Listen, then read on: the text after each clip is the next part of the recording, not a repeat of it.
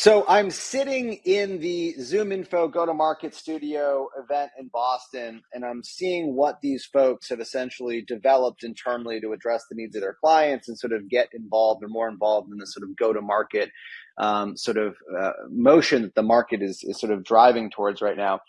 And while I was sitting there watching the demo of their product, I really had this crazy moment where I was like, wow, what they're showing, I understand exactly what they're doing. It makes sense, so on and so forth. But I had actually already built all of these tools, effectively workflows, tools, plays, what have you. I built these all using clay.com and some other tool sets over the past, 6 to 9 months. Every single thing that they were showing, I'm like, oh, we have a table for that. Oh, we have a table for that.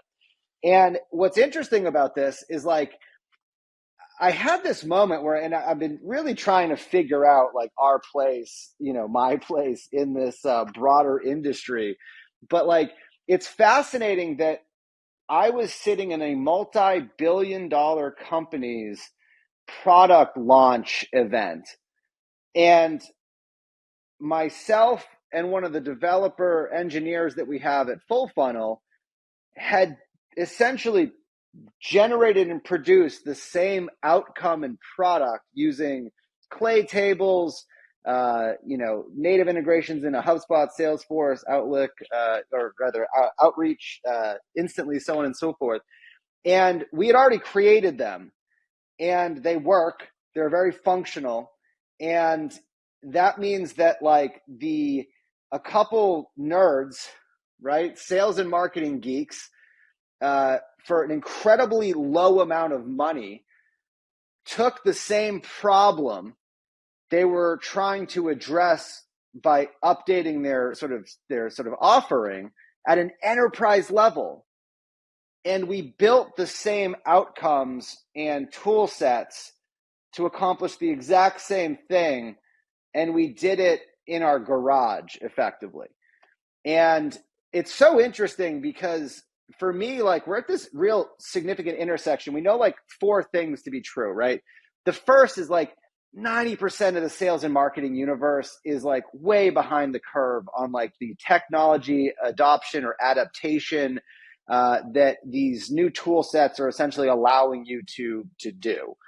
The second thing we know is all sales and marketing is predicated on the same basic logic, which is that management wants you to pull magic rabbits out of magic hats to hit a number that they have on a spreadsheet that justifies their financial existence. They don't care how you do it. They don't care how the sausage is made, so on and so forth, right?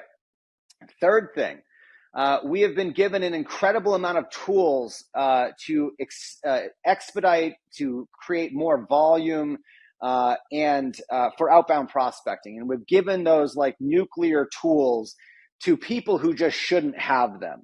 As an example, one of the things that the ZoomInfo event was sort of highlighting is the fact that 91% of CRMs that they intersect with have bad and outdated data, incorrect data. And the shocking thing about this is their product literally caused a lot of that data degradation because they essentially allowed anybody at the company to pull lists, dump it in the CRM system.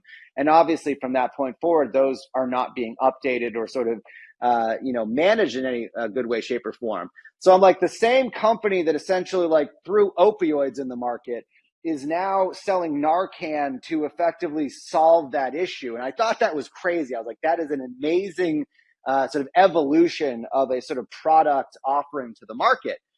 And then the fourth pillar of this is that there is so much basic pickup that you have inside of sales and marketing programs just by fixing basic data architecture, basic workflow automation, so on and so forth. They were sitting at this really interesting point in time where a guy who's pretty well versed in tools and process can build the same solutions that an enterprise multi-billion-dollar technology company can build, and to essentially be launching and leveraging these things at the exact same time. It just kind of puts this weird perspective on where we are in the market, which is a lot of people run to go build software, and like it does seem like that's like the the thing, like go build software. But I can't tell if that's what people should be doing right now, because there is this reality that, like, and I said this 6 months ago, like every software tool that comes out, we seem to be able to reverse engineer the vast majority of the outcomes that that software tool or platform generates with what is market available products like Clay, N8N, Zapier, Make, workflow automation tools, so on and so forth. And that's just like a crazy thing. And most of the market doesn't understand that. And I don't even know if that makes sense to the market, or if the market thinks that's interesting.